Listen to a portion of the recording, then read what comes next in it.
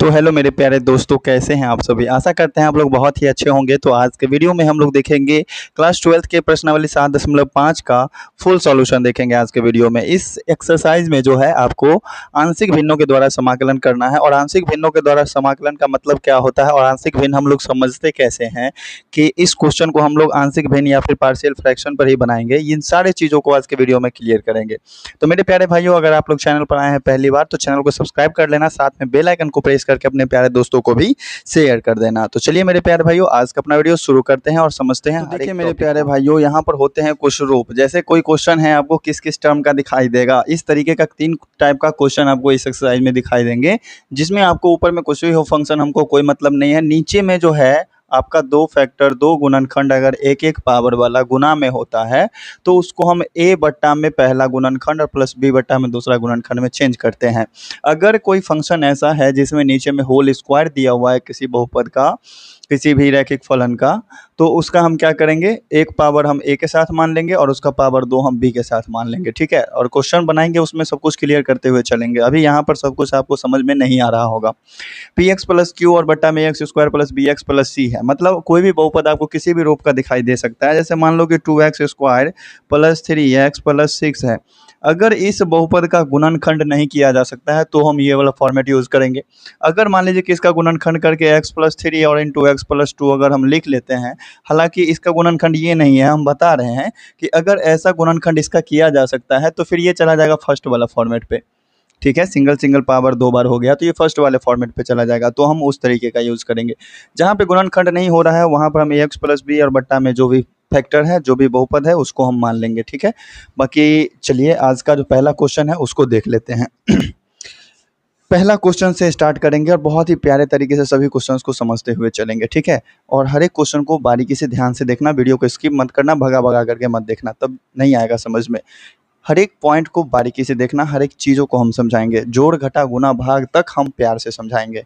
तो चलिए मेरे प्यारे भाइयों, चलते हैं अपने पहले क्वेश्चन। देखिए मेरे प्यारे भाइयों, पहला क्वेश्चन यहाँ पर आपको शो हो रहा है। क्या है, इंटीग्रेशन ऑफ x बट्टा एक्स प्लस 1 और इंटू एक्स प्लस 2। देखो हम सबसे पहला वाला फॉर्मेट क्या बताए थे कि सिंगल पावर एक पावर वाला कोई बहुपद और गुना में एक पावर वाला कोई बहुपद, मतलब गुणनखंड दूगो हो सिंगल सिंगल पावर वाला, तो हम उसको क्या मानेंगे, a बट्टा में इतना और b बट्टा में दूसरा गुणनखंड, दोनों गुणनखंड को मान लेंगे। ठीक है, तो यहाँ से हम इस क्वेश्चन को सॉल्व करने के लिए लिखेंगे, इस पूरे फैक्टर को हमको मानना होगा x बट्टा में x प्लस 1 और इंटू एक्स प्लस 2। इस पूरे फैक्टर को हम मानेंगे क्या चीज़, a के बट्टा में पहला गुणनखंड, तो a और डिवाइड में पहला वाला गुणनखंड x प्लस 1 और प्लस b के बट्टा में क्या चीज़, दूसरा वाला गुणनखंड मतलब x प्लस 2। यहाँ तक समझ गए। अब देखो इसको सॉल्व करेंगे तो ये तो सॉल्व ही है, ये है भिन्न का जोड़। तो इसको अगर अगले स्टेप तक सॉल्व करते हैं तो x बट्टा में x प्लस 1 और इंटू एक्स प्लस 2 ये तो रहेगा ही, और बराबर इसका एलसीएम अगर करेंगे तो अलग अलग टर्म है तो गुना हो जाएगा, x प्लस 1 और x प्लस 2 आपस में क्या होंगे, गुना हो जाएंगे। अब इसको इससे भाग दीजिए इसमें, तो x प्लस 1 से x प्लस 1 तो कैंसिल हो जाएगा, बचेगा x प्लस 2, वो a में गुना हो जाएगा। तो क्या हो जाएंगे, a इंटू एक्स प्लस 2। ठीक है, प्लस इससे इसमें भाग करेंगे तो x प्लस 1 बचेगा, जिससे कि b में गुना हो जाएगा, तो b इंटू एक्स प्लस 1। उम्मीद है यहाँ तक ये लाइन समझ में आ गया होगा। अब देखो ये नीचे वाला टर्म और नीचे वाला ये दोनों टर्म कैंसिल हो जाएगा। ठीक है, अगर नहीं कैंसिल करने का मन है, ये उधर भाग में जाएगा, सॉरी गुना में जाएगा, तो ऊपर नीचे कटना ही है। तो बराबर है तो सामने सामने काट लो। तो बचा क्या अपने पास, केवल x equal to a into X plus 2 और plus b into X plus 1। यही होता है आंशिक भिन्न। ठीक है, मतलब जो भी क्वेश्चन है हमारे पास वो गुना के रूप में दिया हुआ है, इसको हम अलग अलग भी नहीं कर सकते हैं, तो हम इसको आंशिक भिन्न मान लेते हैं कि इस चीज़ को 2 छोटे छोटे टुकड़ों में कैसे जोड़ा जा सकता है या घटाया जा सकता है। जैसे 4 है, इसको आपको आंशिक भिन्न के रूप में लिखना है, मतलब छोटा छोटा टुकड़ा करना है इसको, तो इसको हम 2 प्लस 2 भी लिख सकते हैं, 3 प्लस 1 भी लिख सकते हैं। तो वैसे ही इस चीज़ को हम किन 2 टुकड़ों में हम बांट सकते हैं, तो वही होता है आंशिक भिन्न, जिस टुकड़ा में बांट करके हम उसका इंटीग्रेशन आसानी से कर पाएँ। ठीक है, अब देखो यहाँ से हम अगर इस फैक्टर को हम, मतलब इस क्वेश्चन को हम, इस पूरे चीज़ को हम इतना प्लस इतना बनाए तो a का वैल्यू और b का वैल्यू भी तो निकालना पड़ेगा ना, कि a के जगह पर क्या होगा और b के जगह पर क्या होगा, तो वही चीज़ हम निकालेंगे। एक चीज़ यहाँ पर ध्यान दीजिए कि अगर ये पूरा का पूरा टर्म हम 0 कर दें तो सिर्फ a बचेगा और x बचेगा। ठीक है, तो एक चीज़ आपको यहाँ पर समझना होगा कि अगर आपको a का वैल्यू निकालना है तो b को 0 कर लो, अगर आपको b का वैल्यू निकालना है तो a को 0 कर लो। तो चलिए हम पहले a का वैल्यू निकालते हैं। तो a का मान निकालने के लिए हमको b 0 करना पड़ेगा। और b 0 कब होगा? जब x की जगह पर -1 रखा जाएगा।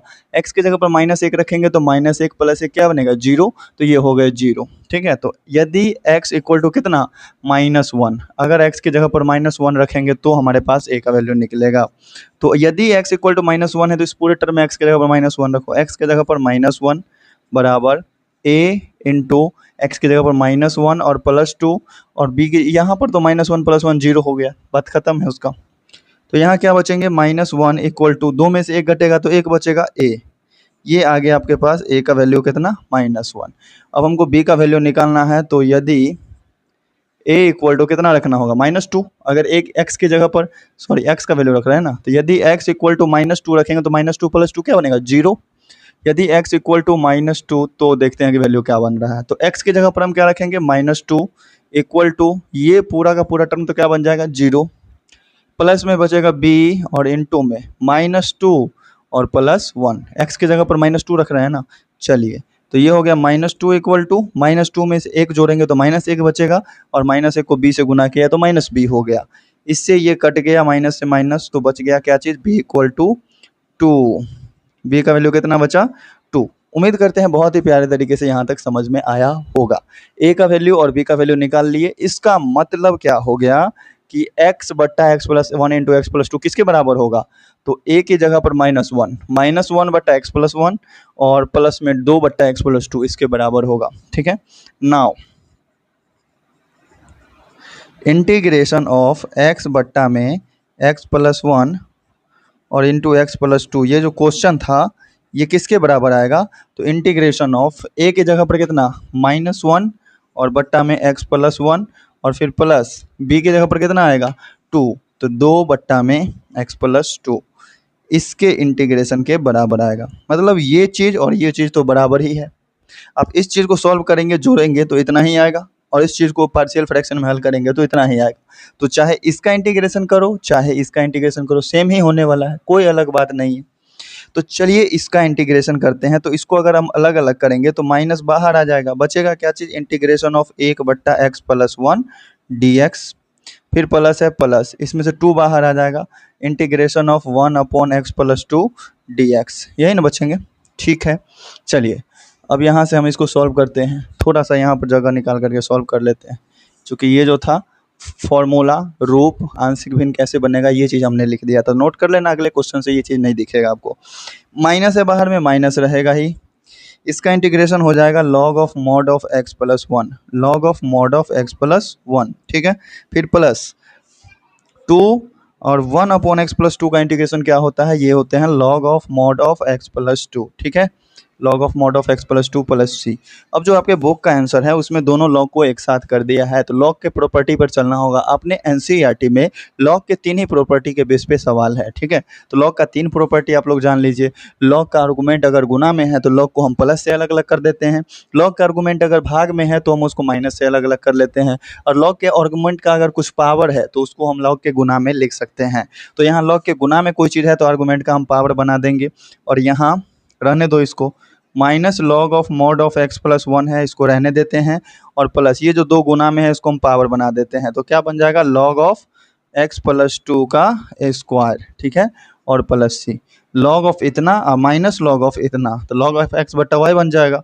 तो ये बन जाएगा क्या चीज़? लॉग ऑफ मॉड ऑफ, ये क्या है? एक्स प्लस 2 का स्क्वायर और बट्टा में एक्स प्लस 1, मॉडुलस बंद और प्लस सी।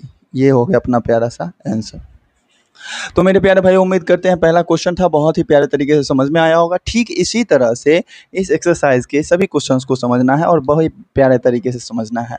तो चलिए बढ़ते हैं अब अपने next question number 2। Second number जो क्वेश्चन है ये भी है बहुत ही प्यारा सा। इंटीग्रेशन ऑफ 1 बट्टा एक्स स्क्वायर माइनस 9 है दिया हुआ, बहुत ही प्यारे तरीके से सॉल्व करेंगे। तीसरा वाला जो स्क्वायर वाला टर्म यहाँ पर लिखे हुए थे वो किस स्क्वायर वाले टर्म के लिए था जिसका गुणनखंड नहीं हो सकता है। लेकिन प्यारे भाइयों इसका तो गुणनखंड कर सकते हैं ना। एक्स स्क्वायर माइनस 9 को हम कुछ इस तरीके से लिख सकते हैं कि इंटीग्रेशन ऑफ 1 बट्टा में एक्स का स्क्वायर और -9 को हम लिख देते हैं 3 का स्क्वायर, ये तक चलेगा। अब ये a plus B into A minus B पे आ जाएगा, तो ये क्या हो जाएंगे? Integration of 1 upon X plus 3 और इंटू एक्स माइनस 3, ये चीज़ तो समझ गए ना, 8-9 में ही सीख लिए होंगे ये सब चीज़, ठीक है। अब यहाँ से जस्ट पहला क्वेश्चन की तरह हो गया हमारे पास। अब एक गुणनखंड को a बटा में मानेंगे और दूसरे गुणनखंड को b बटा में मानेंगे। तो मानेंगे क्या चीज़, माना ये पूरा का पूरा क्वेश्चन जो है ना 1/x+3 और इंटू x-3, ये पूरा जो है किसके इक्वल है, तो a/x+3 और प्लस b/x-3 के इक्वल, ठीक है। बस इतना सा सिंपल सा काम करना है और फिर इसका जो भी क्वेश्चन है उसको एक बार लिख लो और इधर वाले को सॉल्व कर लो, इतना ही काम होता है। और ए बी का वैल्यू निकाल लो, इतना ही काम होता है और कुछ नहीं। इधर वाले को सॉल्व करेंगे तो एलसीएम क्या आ जाएंगे, x+3 इंटू x-3, ठीक है। और ऊपर में बचेगा क्या चीज़, a इंटू x-3 और प्लस b इंटू x+3। कैसे बचे, भिन्न का जोड़ है, इससे भाग दिए तो एगो बचाइए, इससे गुना हो गया, इससे भाग दिए तो बचाइए तो इससे गुना हो गया।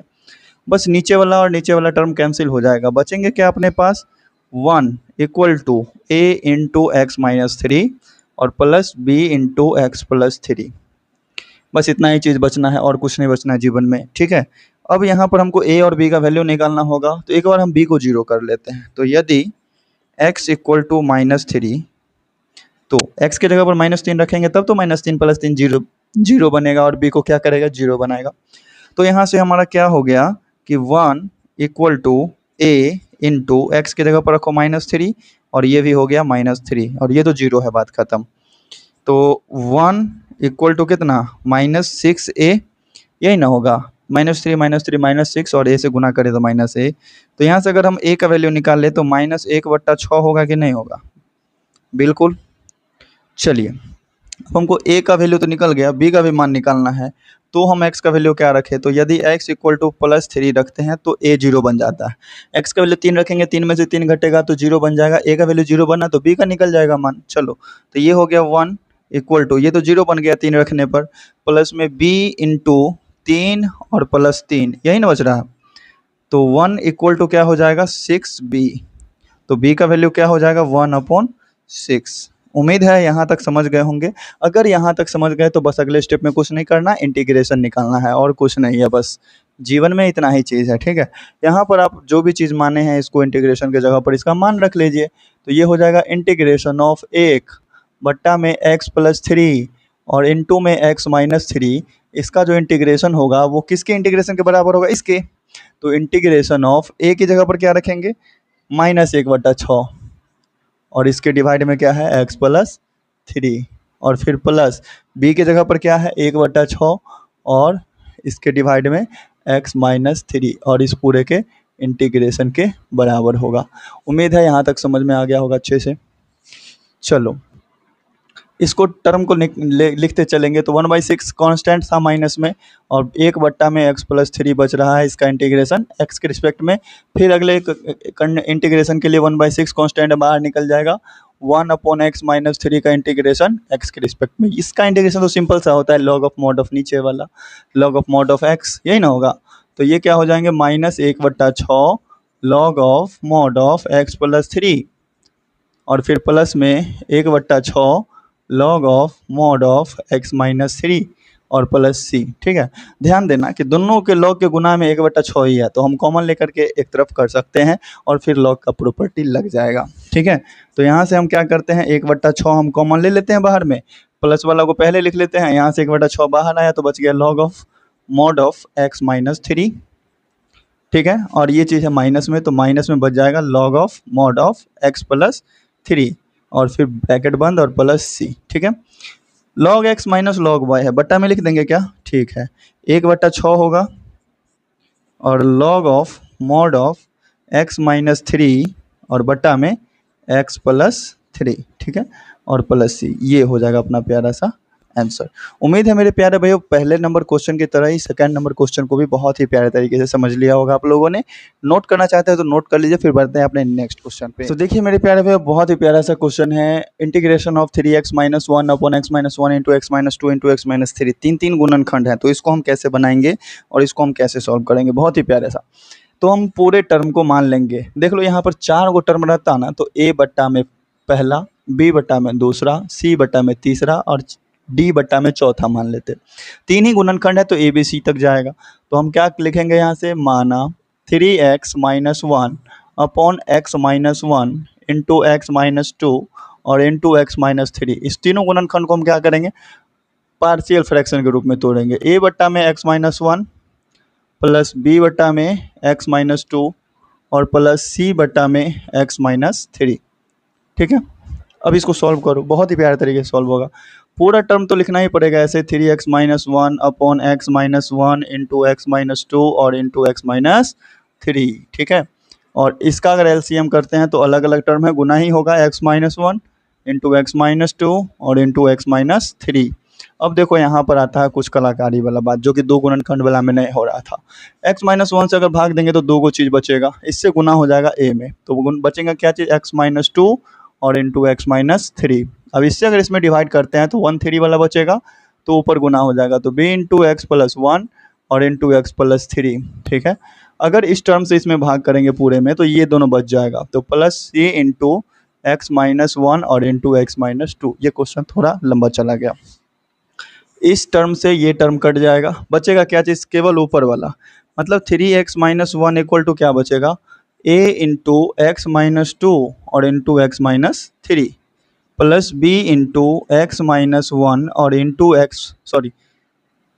माइनस था ना, हम प्लस लिख दिया यहाँ, देखो यहाँ हो जाएगा क्या चीज़, माइनस x-1 और यहाँ हो जाएंगे x-3।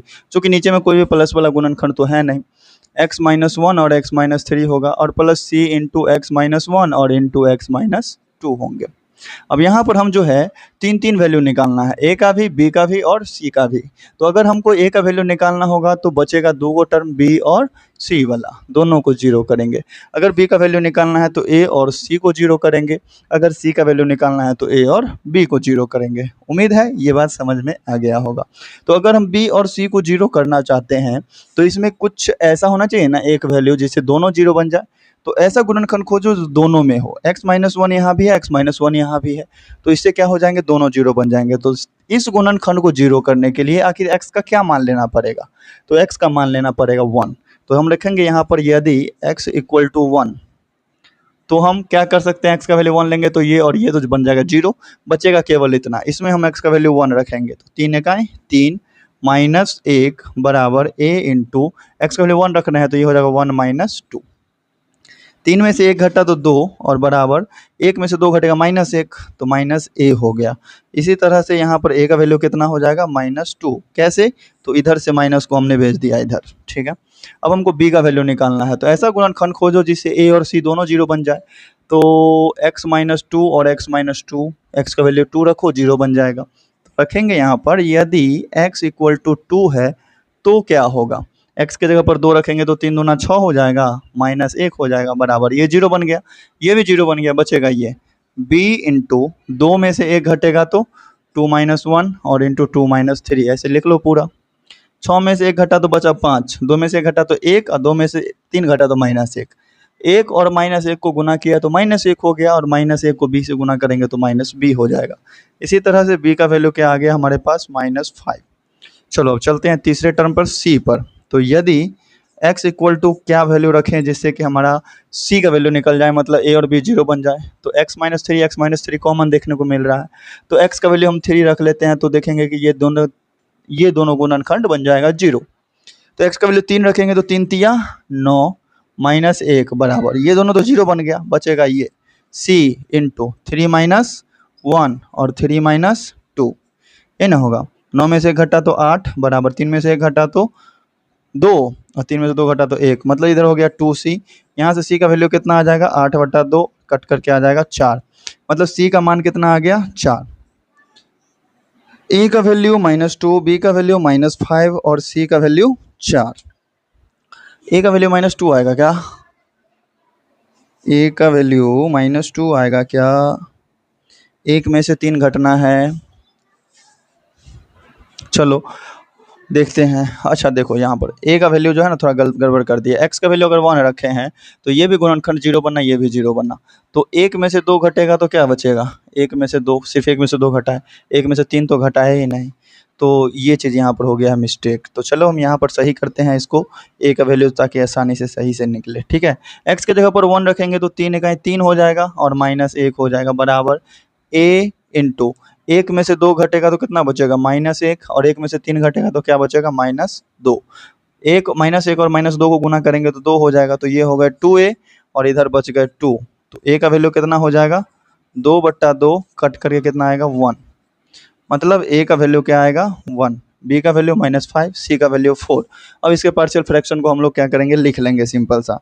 नाउ ये जो था क्वेश्चन अपने पास के इंटीग्रेशन ऑफ 3x-1 और बट्टा में x-1 इंटू x-2 और इंटू x-3, इसका जो इंटीग्रेशन था वो किसके इक्वल होगा, तो इंटीग्रेशन ऑफ a बट्टा में था ना x-1, a का वैल्यू कितना निकला, 1, 1 बट्टा में x-1, b का वैल्यू क्या निकला, -5, तो हम रख देंगे -5 बट्टा में x-2, c का वैल्यू क्या निकला, 4, तो प्लस में क्या हो जाएगा, 4 और बट्टा में x-3, इस पूरे के इंटीग्रेशन के बराबर होगा।